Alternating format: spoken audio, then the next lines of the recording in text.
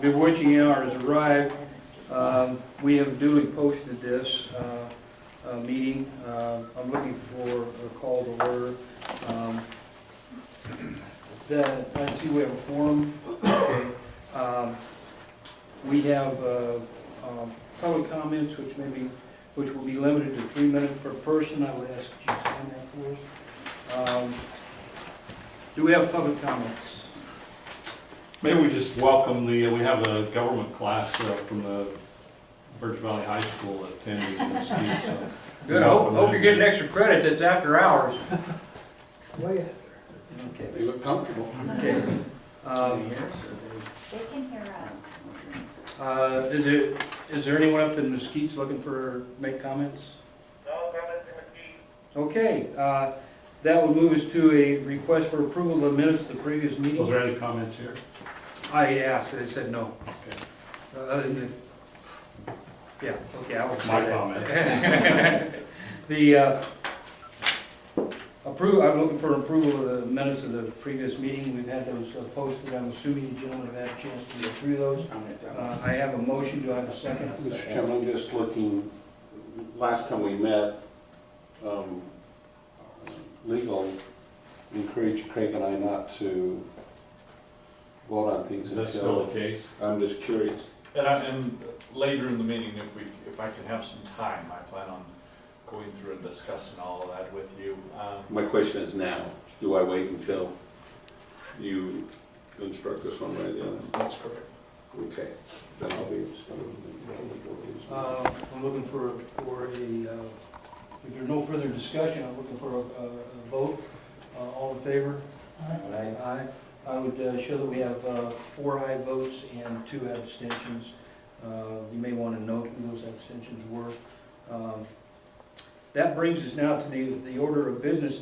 I would suggest that it would be at the, I guess, the request of the other members that we move item H up and deal with the introduction presentation by the Mesquite Regional Business Inc. So we don't have to hold those gentlemen if they don't care. They're, I'm gonna have Dave handle it. okay.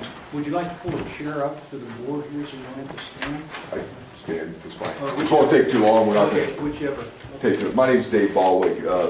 I'm part of the new Mesquite Regional Business Organization. We've approached the city, this was approached by, in conjunction with the city of Mesquite, to try to privatize regional economic development in this area.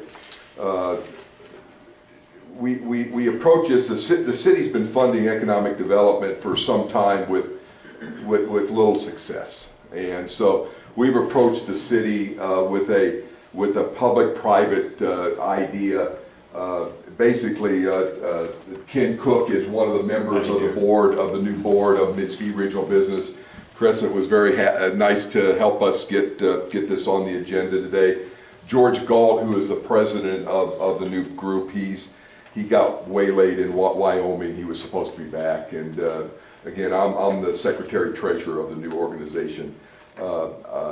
George and Ken are retired executives. I'm still in business. I still beat it up every day and work through it. I have an electrical manufacturing plant in Mesquite. So what our goal is to recruit value-added businesses to come to the region, and we're trying to make it regional. Right now, the city of Mesquite is providing the core primary funding for our operations. This will be hopefully formally approved at next Tuesday's city council meeting. So we're on the agenda and the budgets have been presented. We've gone through a process of public hearings and public committee meetings and presentations, and so we've gone through the whole process. We're at the final, and hopefully Tuesday we're going to get our marching orders and the approval of the city council and our funding for a three-year period for this endeavor. What our goal is one of the things that I kind of put this into a nutshell is the problem with economic development as in the past is the cities handle this And the regulator can't be the promoter, and that's been the downfall of the city handling this. They can't advocate for these businesses coming in. They can answer questions, but that's their limitations. I mean, we can go in as a separate entity, a public-private entity, and we can go in and advocate for these people. We can make it, the whole idea is for business to come in, they just want to be able to do it. They want to come in, they want to relocate, and they don't want any hassles. So that's our goal. What we're going to come in is, okay, what do you want? And we're going to present it to them. We're going to tie it up into a bow and hopefully hand it to them and make it easy. Relocating a business is never easy. I've done it 3 times in my past experiences, so it's never easy. But it can be made easier. We don't want those people to see how the sausage is made. We just want to serve up the meal at the end of the thing. We don't want to have to, all the coercing and all the talking to get this approved, that approved, these people on board, whatever. We don't want to do, we don't want them to see any of that. We're going to take care of that. And the structure is, it's going to be non-paid board members. It's structured for 5. We've got 3 right now. We're going to add 2 more as soon as we get our marching orders. We're going to have a board of advisory people, and then we're actually going to hire 2 full-time executives. So there's 1 person that's going to travel, and 1 person that's going to be their support person that stays back at the office all the time to handle the actual work. So this is going to be a goal, and the person that we hire, the traveling person is expected to be out, 75–80% of the time, going to trade shows, making contacts, going to different chambers of commerce, is just beating the pavement to try to find these people, because we've never had that before. So that's the whole idea behind this, and so it won't be attached to the city. The goal is our staff, our professional staff won't deal with the city. The board's going to deal with the city. The board's going to buffer this. It's not going to be political. It's just we're going to get the job done. And our goal is when we get a prospect in the city says talk to these people, we'll go in, we'll qualify them, we'll vet them, we'll visit them, we'll make sure it's viable. A viable operation, not some pie in the sky type of thing. Does it fit Mesquite? Does it fit the region? Does it fit anywhere in the area? If it doesn't, then we're going to have to be big enough to say this doesn't fit our area. We're not going to waste the time and the resources on it. So that's our goal as business people and experience to do this. What we're really here is just to let you know who we are, what we're all about. You're going to be hearing more about us. It's kind of preliminary right now. We want to bring to the point is we will be back to you in the future. You're one of the first groups that we've talked to. We're going to ask for cooperation. We're going to ask for your support. We're going to ask for both financial and other support coming down the pipe. We've got the core funding from the city of Mesquite. We need all the other people, all the other entities, like the power company, like the water company, like any of the utilities, like Reliance Connect, like the hospital, all these regional areas to support us, because globally they're going to reap from this. You guys are going to get more, hopefully more customers to make your base better, those type of things. So that's our long-term goals. And I don't know, Ken, did you want to say something? Did I miss any parts of this? No, you covered it very well, Dave. I appreciate that. But I would just like to point out that we're going in asking for funding next week, but we're also going to ratify this service agreement that we've negotiated with the city. So we've got real stipulations here. We've got, it's basically a performance contract. We've got our objectives clearly spelled out in here.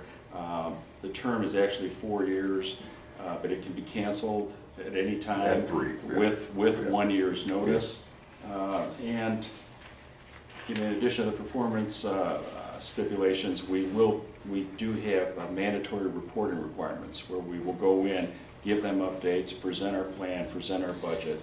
So we're not just going to be going out on our own, doing our own thing. We'll be working very closely with the city, and hopefully, as Dave mentions down the road, be working closely with you, because a lot of our research indicated that the utility companies were key players in any economic development organization that we saw as we look around the country. So we'll be back to talk to you, and we'll clearly have you at the table and keep you informed.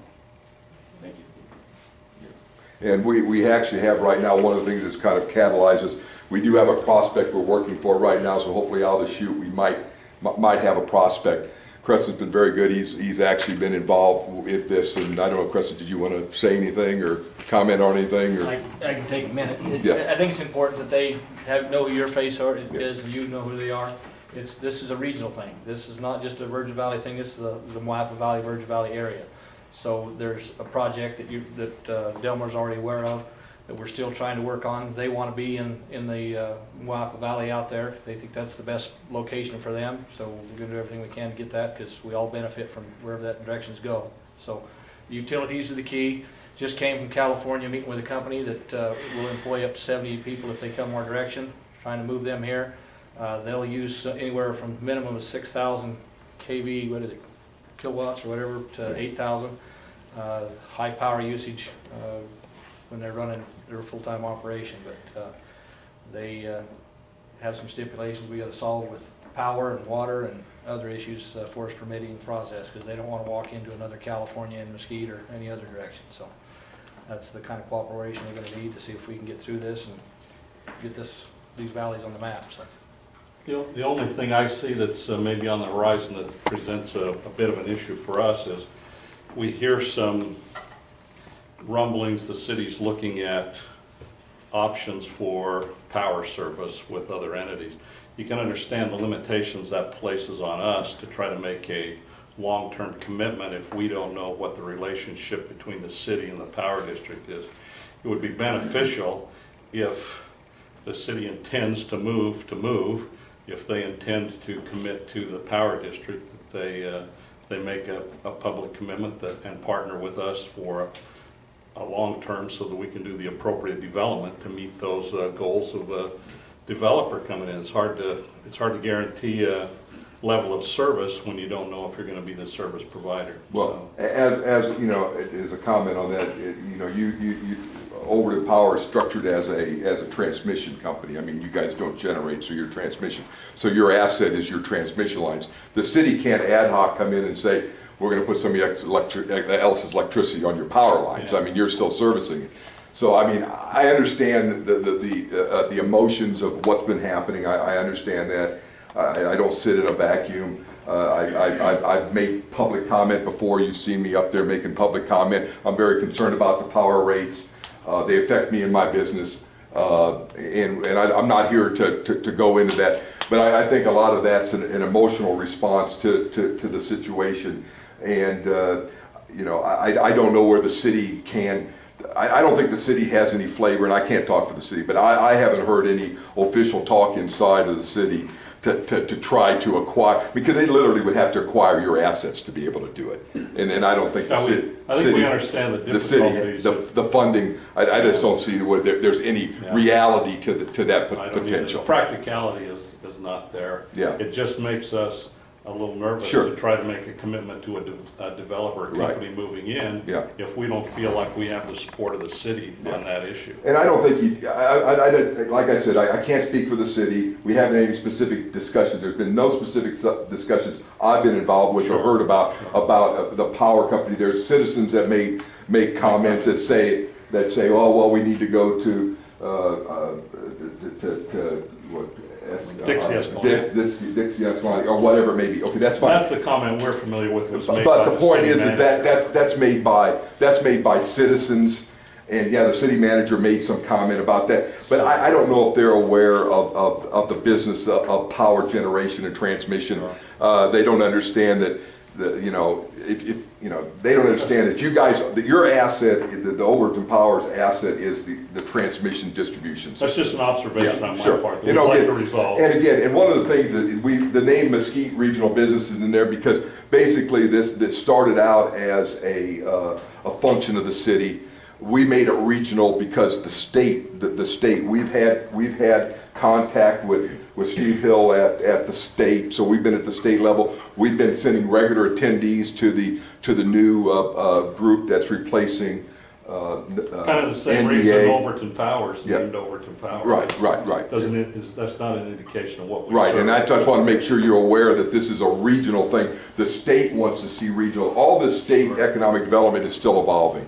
I mean, it's no way tied down in any way because, I mean, the NDA is basically being dissolved and then tentatively they're calling it the Las Vegas Regional economic Economic development, which I just blow my stack when they say Las Vegas. I mean, because, you know, everything's Las Vegas. I don't know why the people in Henderson aren't having a stroke down there yelling, why are you saying Las Vegas? Why isn't Henderson's name in there? That's my take on it. That's my take on it. But basically, the name Mesquite's in there for the simple reasons they're funding us. They're going to be funding us to at the level of $250,000 a year. I mean, that's the funding that's coming out of their budgets. So that's basically our core funding, but we need more than that to do to compete with Washington County. The state dumps all kinds of money into the Washington County Economic Development Group up there. So, I mean, we're talking in a big. You pull a couple of salaries out of that 250,000, Right. it doesn't go very far. That's right.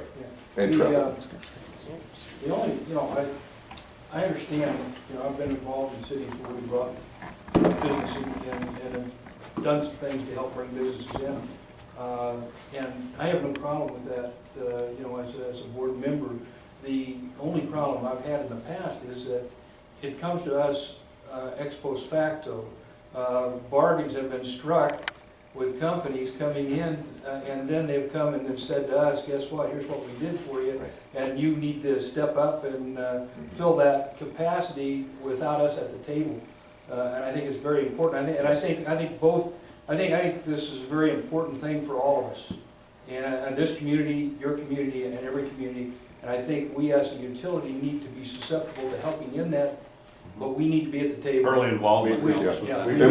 We need to know. First of all, what we have to do, and it's a process, and every one of these is going to take a little different. And to be brutally honest, I mean, we're just getting our legs. I mean, this is new, so we're getting our legs.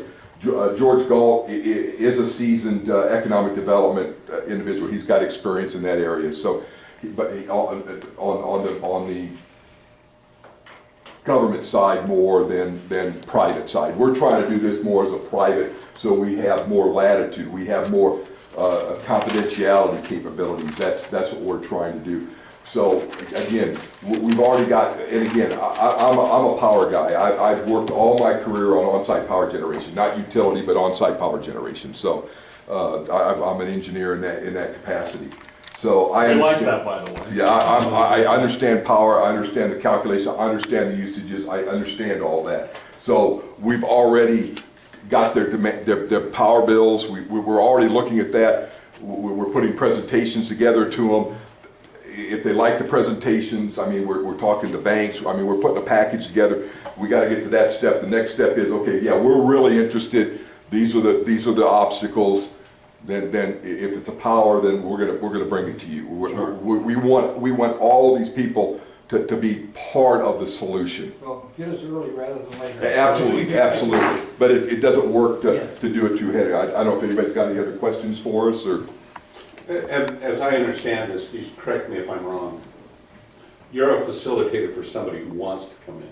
If I don't want to use you and I'm a businessman, I just make my case to the city and... You can handle it with the city if you want to. But Boyne is one of the things, when I came to town, and I'm going to give you a little personal experience, Chuck Bentley of Pride Construction, I think a lot of you people know who Chuck is, he facilitated that for me for my move when I came into Mesquite. He took care of a lot of that sausage making with the city for me when I built the new facility and stuff like that. That's what we're trying to do in a bigger picture.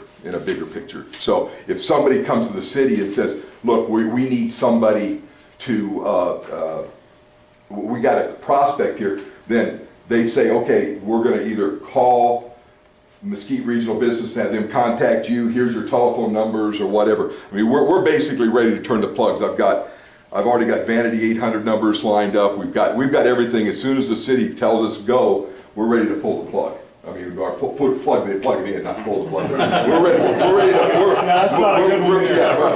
to plug it in, and we're ready to go. I mean, we've done all our homework. All of our filings are done. All of our filings with the IRS for 501c6 status are done. We're just waiting for that final okay from the city. So, I'd be happy to work with you on okay, that. thank you. And to your point, in the position description for the director that we will be hiring, one of the key requirements is that he touch base, coordinate with all the key players, all the major stakeholders in the community. So there are no surprises, because it's a win-win situation if we all work together.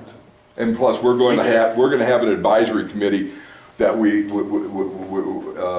want to have, somebody from Overton Power on it. We want somebody from the water district on it, because basically the city has, in the next council meeting, they're going to hopefully approve us. That's our goal. And then they're going to actually disband the committee that they have in place now at the city, which the water board, Keith from Overton Power sits on. That's going to be disbanded. We're planning on taking that over, that committee, and forming a similar committee to advise the board for input from everybody. So we want to hear what everybody's got to say, and we want to tell them what's going on too. I wish George was here, if I can, just 1 second. George is from Wyoming, like it's been said. He's worked with the government up there, the governor's office. He has experience in economic development. If many of you may or may not know, a lot of the models that are put in on the Nevada economic that the governor put in place comes from Wyoming. They've been very successful in what they're doing, and George is part of that plan. So we should have a guy that understands the government side along with the private sector side. So I'm really excited about having George kind of take the lead of this whole thing and run it. So I think it benefits us all. Thanks. Yeah. Okay. Thank you very much. Thank you, guys.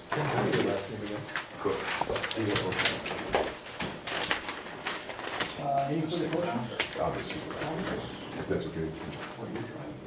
I know Okay. what folks say. Does that conclude item H? Something with that?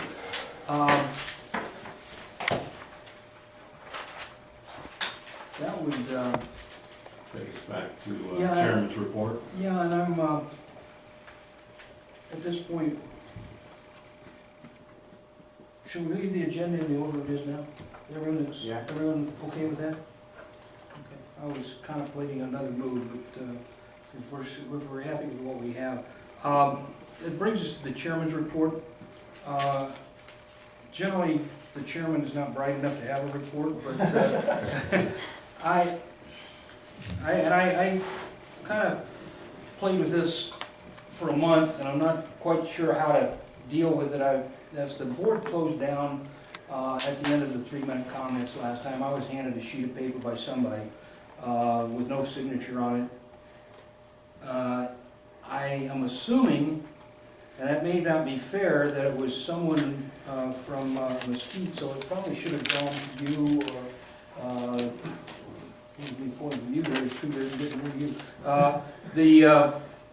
there were some questions on there, and I thought, do I deal with those, or how do we do that? But I think I'll just cover them real quickly, if no one has an objection to that.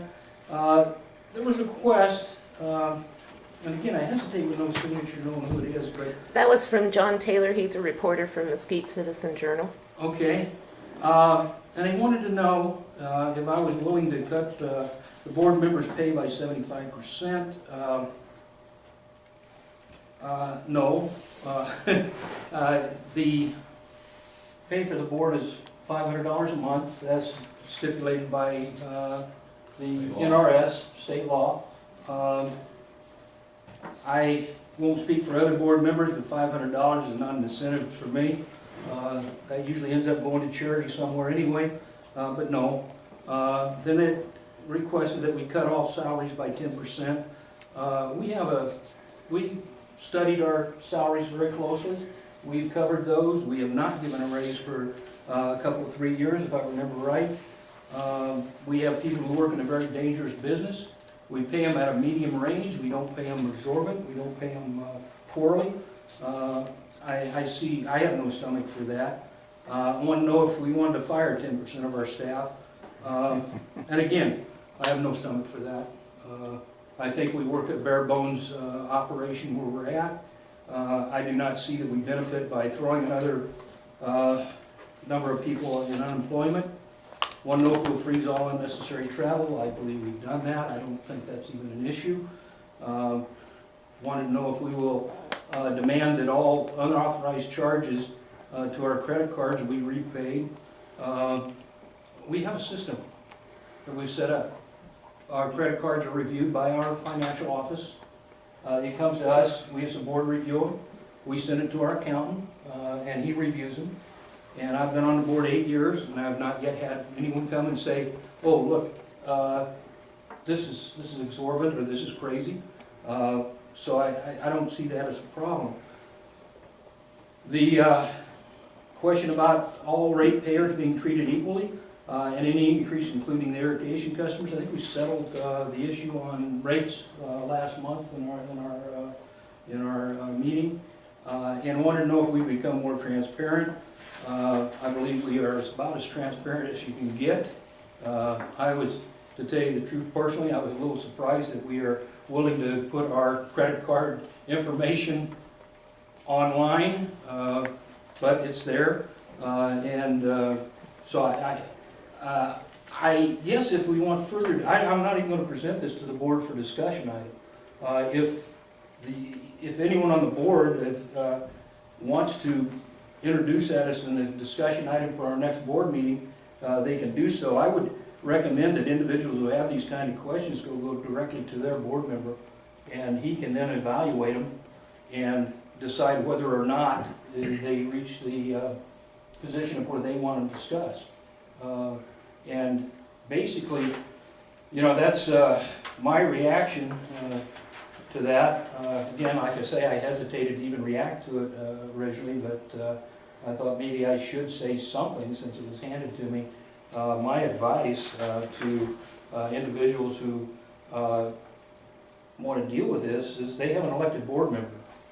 And if they aren't busy throwing them off the board, they could take the time to take it to their board member and have that board member bring that up as a discussion item within the meeting. So that's basically, we did get a thank you note, and I probably ought to tell you that, sitting here, from one of our scholarship winners from last year. Wanted to thank us for the scholarship, Addison Van Houten, and it's from Virgin Valley High School.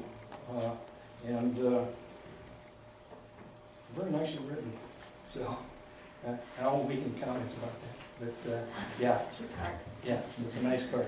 So if that pretty well covers my chairman's report, unless there's some comments or questions from anybody.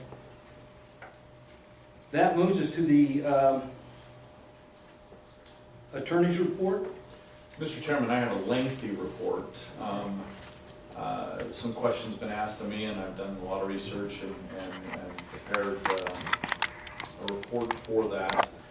Some of it, however, involves potential litigation, so I'm going to need it to be addressed in a closed door session. We can either do that now, or you can postpone my report till later.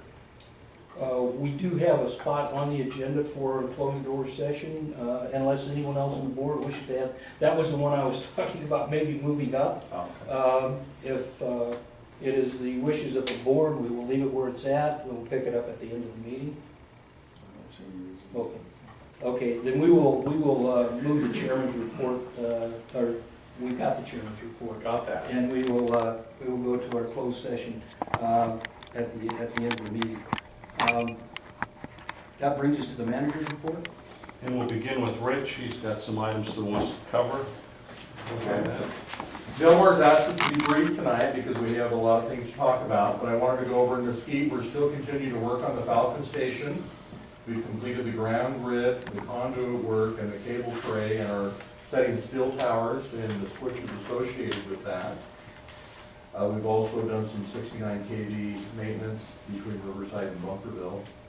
In Overton, we've completed all the work at the Cooper Crossing. We've moved lines and to prepare for that bridge work to be done. The county's informing us that will go to bid on, I believe, November 1st now. We've continued to do pole replacements in the Overton and Warm Springs area, and also the underground audits. And when we do the audits, we do repairs that we find in the vaults and that we find in those areas.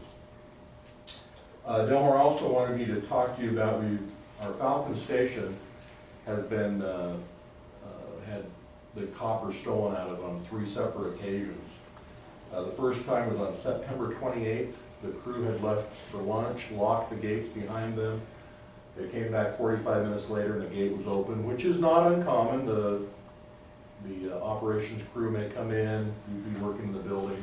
They came in, they found it open, quickly realized there had been someone else in there, some copper had been stolen, also some tools were stolen at that time. They called the police department, and they came out and did a report on those items.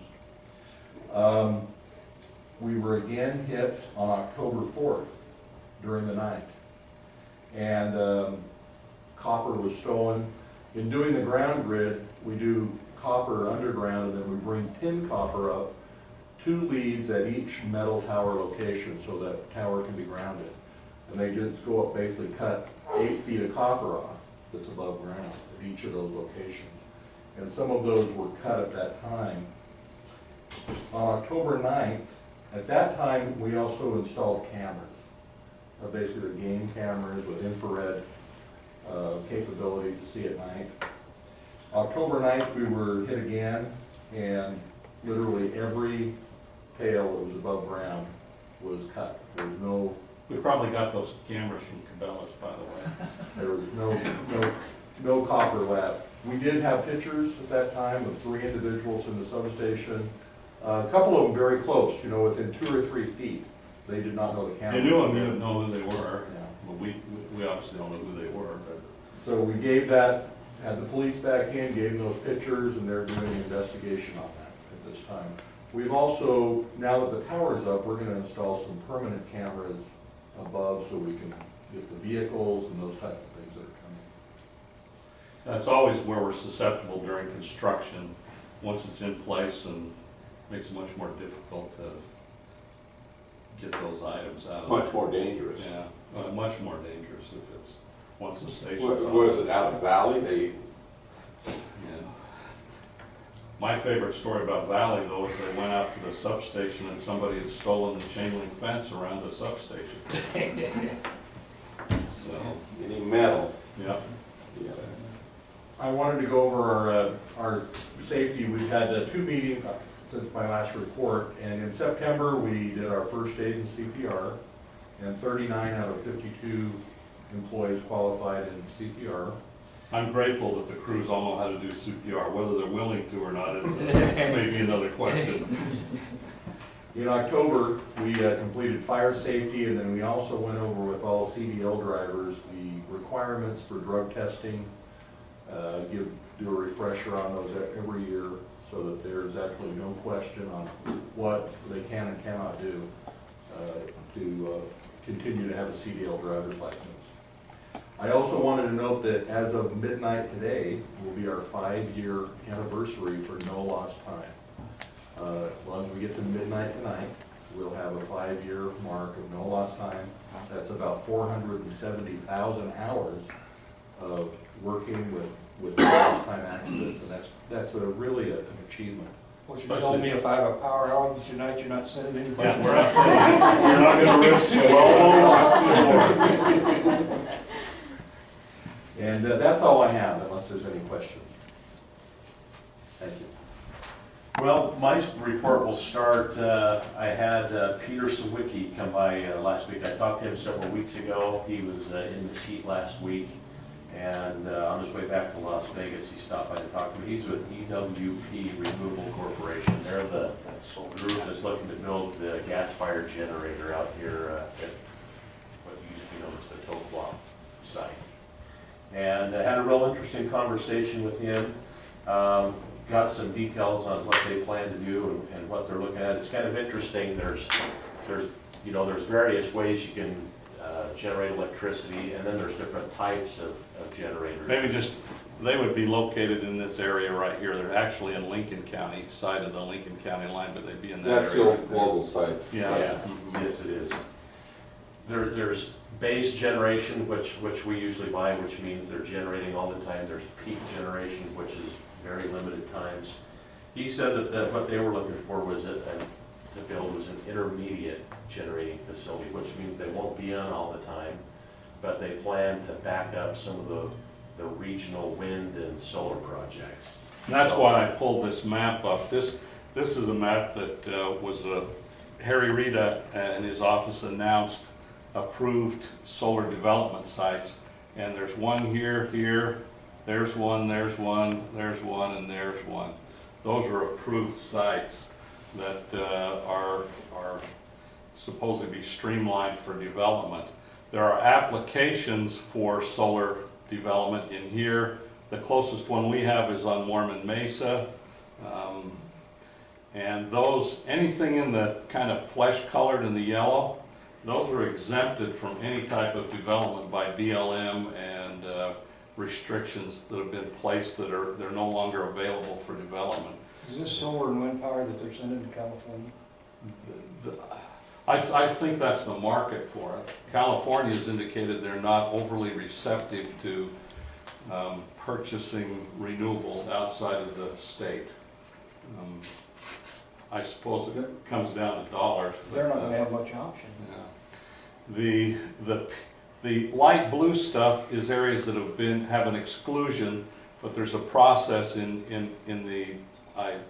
having a permit on those. So that's maybe just an idea of what solar development is going to happen in the area, or at least what's been approved for development. So just a kind of informational piece that goes along with Yeah, that. so right now, they're looking to back up those types of projects. I asked him if he'd be interested in looking at base loading some loads and talk to him about our loads. He thought we were a little bit too small for them to really look at. They're looking at installing 375 megawatt units for a total of 1,110 megawatts. I did talk to him a little bit about the SSEA, told him that we were part of a bigger group, and he was very interested in that, thought that if the SSEA group had some needs and we could get on board together, that there was possibly some things that he could do. But he was very workable. He committed to work with us and keep us informed. He didn't have any idea on prices. One of the things that he was looking at, was transmission. That's always a concern in this area. Originally, I assumed that they would look at getting on the 345 line, but what he's looking to do is to get on that 500 AC line that goes through there when California backs off their generation out of Navajo in Arizona. And they're hoping to step in and use that capacity. So they're still working through the process of doing that. But as a backup plan, I talked to him about maybe partnering with SSEA to do some transmission, since we always need more transmission in this area. And he was interested in looking with that. So we're gonna try to get him into the SSEA group and talk through those things and see if there's something that we can do in the future. He said they planned on moving fairly fast. For them, that's 2017 or 2018 is if everything falls into place. So if they do have some generation available, that works out very good for us, because that's about the time we'll be looking to renew some contracts. So the timing of that would be very good if everything goes along well. And he sent me a follow-up email and told me they had strong interest in their group to talk to us. So we'll Do they have any pursue that. kind of notion about natural gas supply and the price? I mean, do we have any long-range forecasts on that kind of stuff now? Won't get much over $5 a claim. And Right now, it's about 3.5, somewhere between 3.5, 2.5 for the last year or so. And he seemed to feel that price would stay pretty stable for the next 5 to 10 years is what they felt. So that's what they're looking at. And then, if the gas price did go up, that would drive them to be more of an intermediate or peaking type unit, because they wouldn't be able to afford to run that all the time. So that would be detrimental to us. In addition to that, we have a few things going on with engineering and operations. We had 25 connects last month, which has been good for recently. Most of those were in Pulte, but we're glad to get those. Operations has been busy switching loads. We've made it through our summer peak, and everything went really well. We have a few maintenance items that we need to take care of, and so we're busy doing switching, getting back to our winter configurations and doing switching, so Rich's crew can go out and do some maintenance on the transmission lines and some of our main feeder lines. So they're busy taking care of that, and then in addition to that, our other projects that we've talked about in the past are all pretty much status quo. So unless you have any questions, that's my report. I would just mention that Nevada Power has made some filings on ancillary services that they provide, one of them being transmission, and we receive transmission from Nevada Power. Costs us about $1.2 million a year, and they are proposing an 80% increase, 79% increase in transmission costs.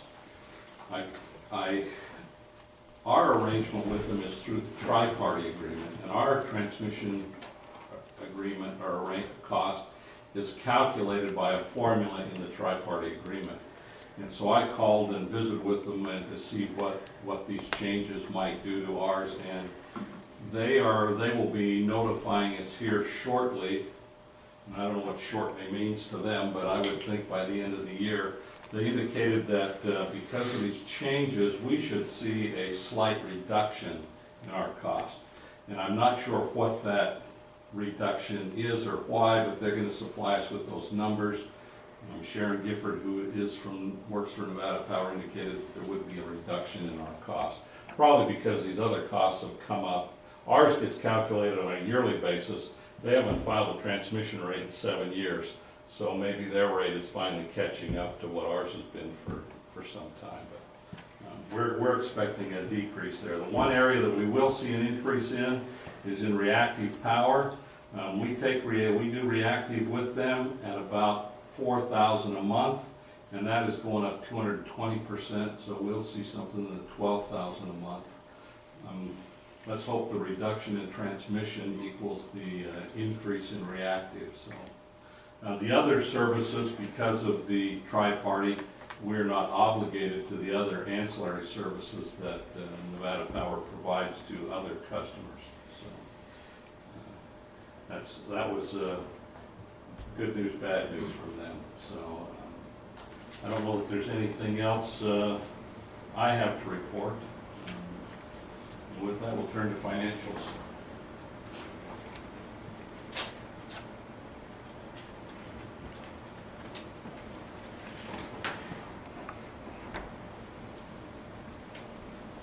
We're going to see if anybody notices what's different on this.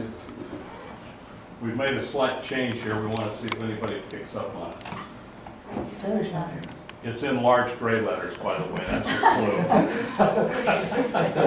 That's all right. I just attempted to bring it up, and I've got the agenda. So anyway, we'll look up. Well, you were so close. So close. Okay, for September, you can see that our operating revenue was $3,607,000, a decrease from last month of $109,000. Our cost of power for September was $2,185,000, which is a decrease from August of $440,000, giving us a total cost of electric service for September of $3,216,000, which is still a decrease from August of $327,000, giving us a margin for the month of September of $578,812. That will then, if you look at the bottom, see that brought our year-to-date margin up to $452,770. That's the good number we wanted to.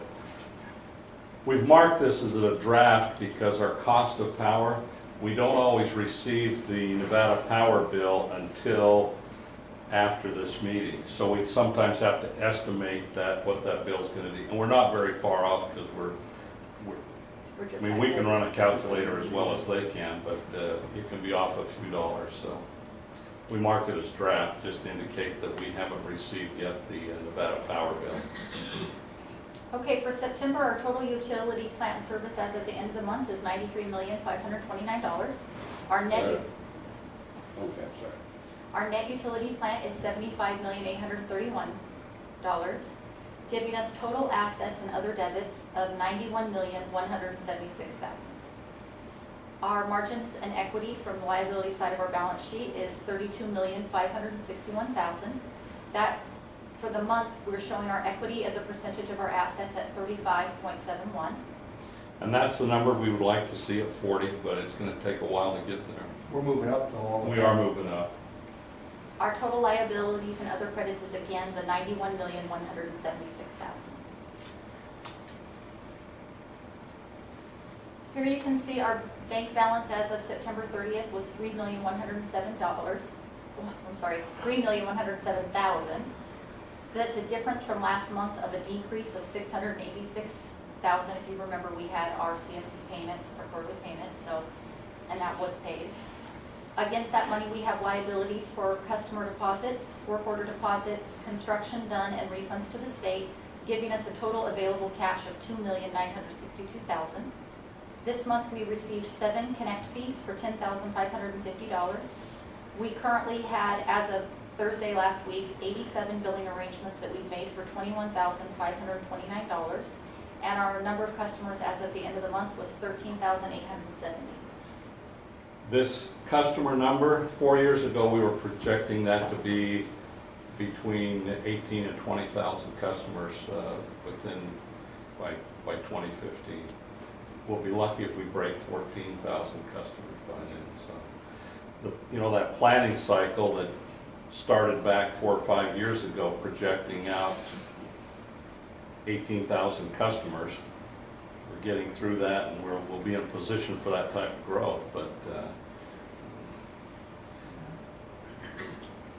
here's a breakdown of our long-term debt. You can again see that our quarterly payment for CFC was the $916,000, and that was paid in full and on time. At the bottom, you can see the detail of our bond accounts, and we do have that debt service payment on December 31st, and that again will be paid in full and on time. Here is the summary version of our breakdown of revenue by customer class. If you look at the bottom, you can see that our monthly cost was at 7 cents, our monthly revenue was at 9 cents, and our 2012 average cost is at 6 cents. Still saying, hanging there at 6. yeah, Oops. That 7's a little higher than that. yeah, it is. That's a little up there.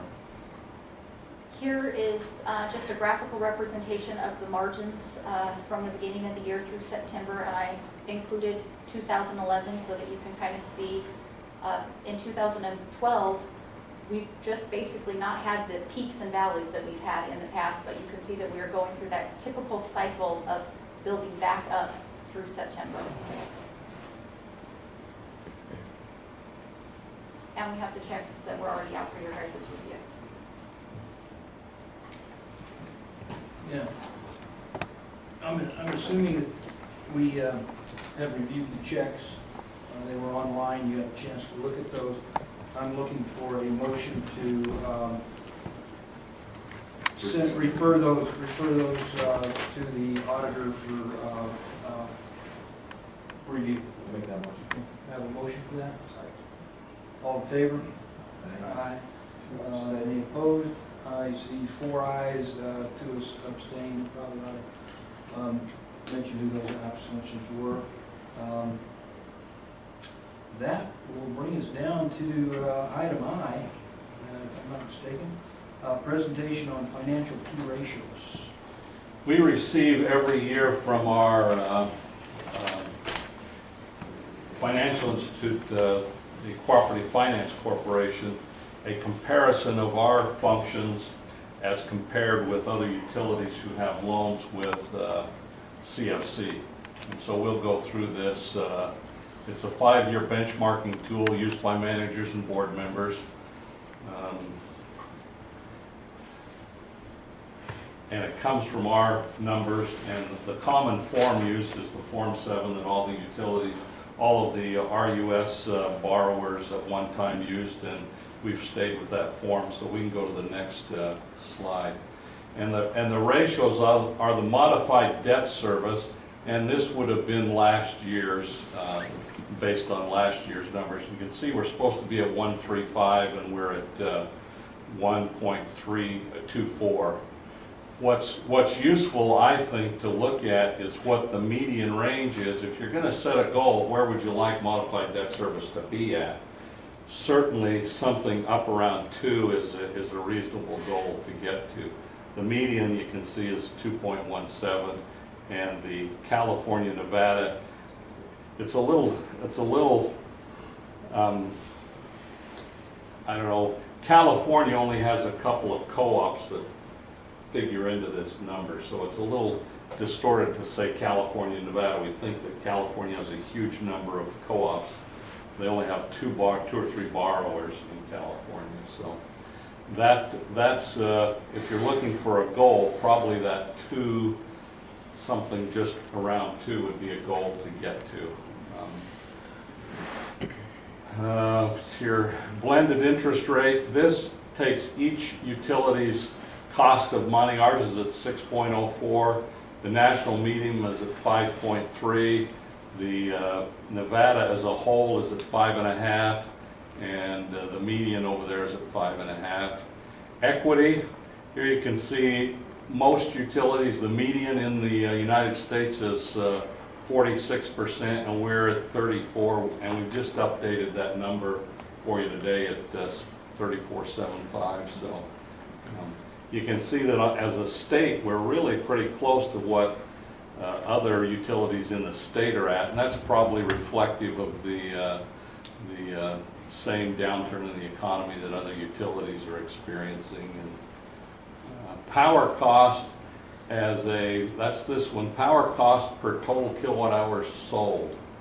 You can see that our power cost is somewhat higher than the US median and higher than the state.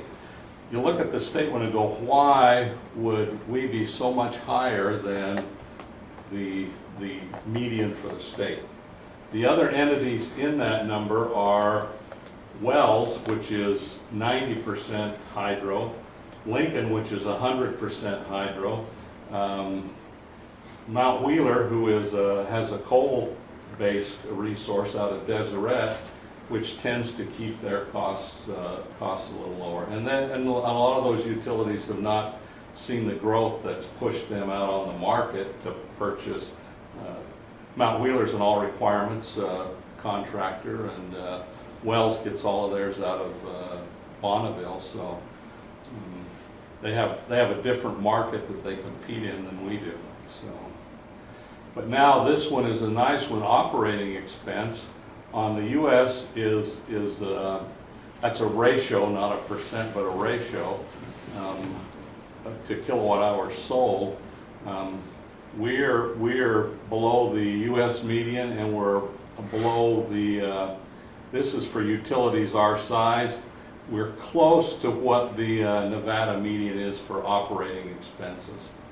And electric revenue, if you look at what revenue comes in as a ratio, we're close to what the national median is. The average growth in customers, Still up there. yeah, I think that's reflective of some history, and not quite. Annual growth in kilowatt hours sold. I think we looked at that, and we're not in full agreement with that number, because our kilowatt hour sales are not growing. And what we thought was, because we had a decrease in sales, that the formula they used is not used to dealing with a negative number, and that produced that odd number.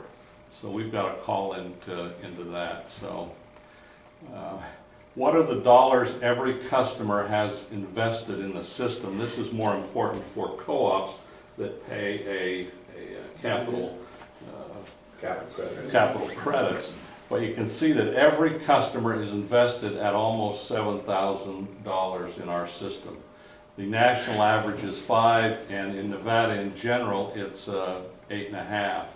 So we're well below the Nevada average, but slightly above the U.S. median. So This was our justification for the connect fee. Yeah.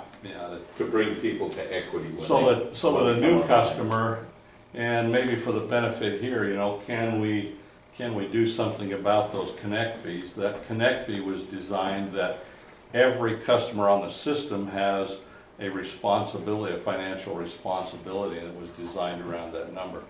Can that be suspended or looked at? It can certainly be looked at with someone coming in.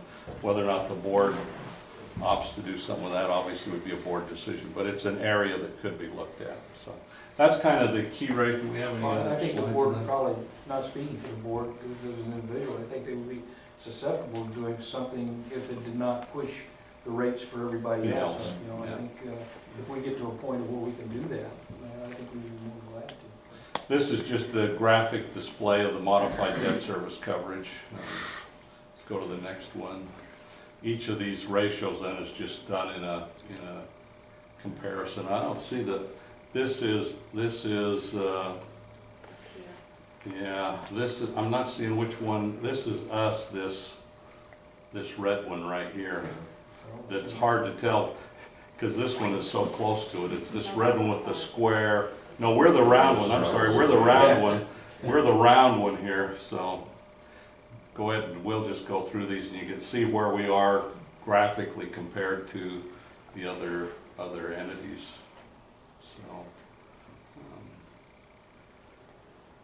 You want me to go back? no, you're just, We've gone through these. yeah, so it's just kind of graphic representation. If you have any questions, we can certainly go to one of them. There's the one that he thinks distorted. Yeah, we think that's I probably. don't know where you Yeah. get that idea. Yeah, so, anyway, that's just a presentation to let you know that we are comparative in our operations and costs to other utilities in the nation. And we get those every October from CFC, so we just went through those for informational purposes. Hey, how you doing, kids? They're hanging in there. Anybody napping off over there? Wave if you're awake.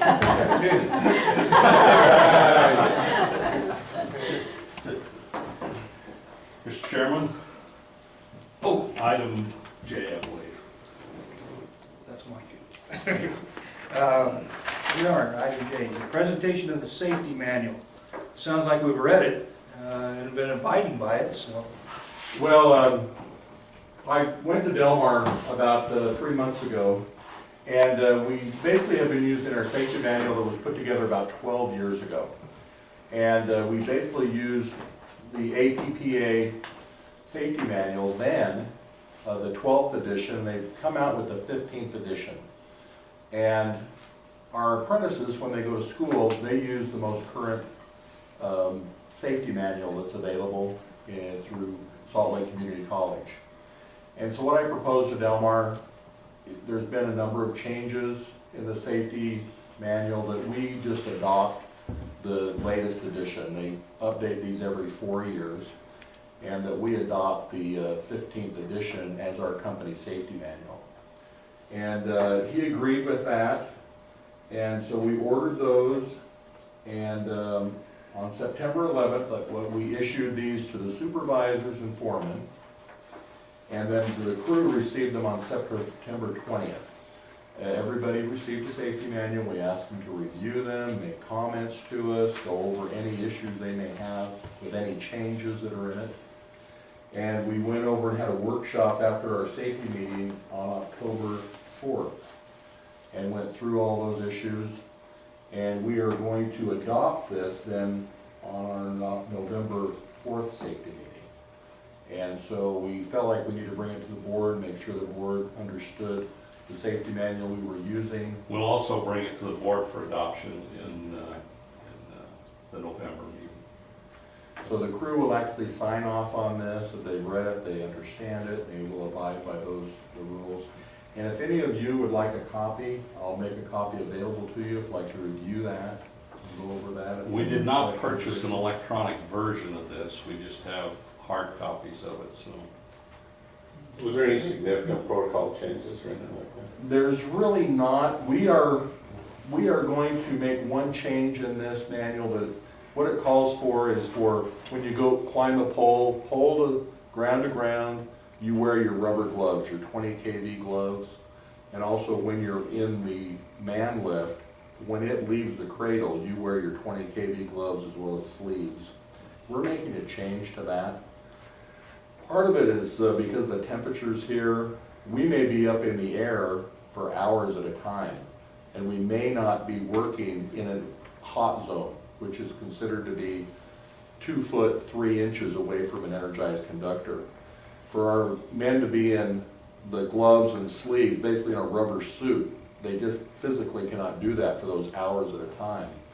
So we're using a measurement of, they give 2 foot 3 inches, that's basically from the top of my head or my nearest portion of my body away from the line, not a reaching distance.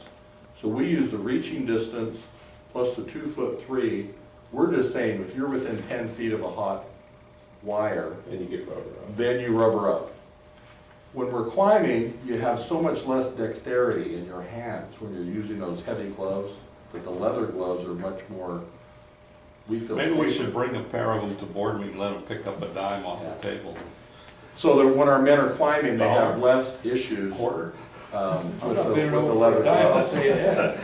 They, again, when they get within 10 feet or when they cross the neutral, the lower line, then they will then put the gloves on. That's really the only change we're making in the manual, so. And this is, an APVA safety manual is used by a number of utilities. They have a huge membership. Public power tends to represent municipals, while NRECA tends to represent co-ops. But NRECA, I think, complies with the APPA safety manual as well, so. So I'll get you a copy, and I'll say, if anybody else would like to look at one, okay, I'll get a copy for you before you leave tonight.